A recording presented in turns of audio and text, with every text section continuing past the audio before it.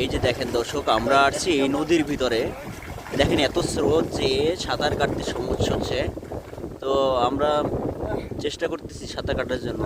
এই প্রথমবারের মতন, আমরা কখনো এরকম সাঁতার কাটি না এই নদীর ভিতরে। প্রচুর স্রোত হচ্ছে, তারা সামনে যেতে পারতেছে না। আমি আপনাদের একটু দেখিয়ে রাখি, অনেক দূর। এই যে দেখেন উপরে খুব সুন্দর নীল আকাশ। এই প্রথমবার দেখেন নৌকা চলে আসছে, নৌকার মাঝি নৌকা নিয়ে চলে আসছে।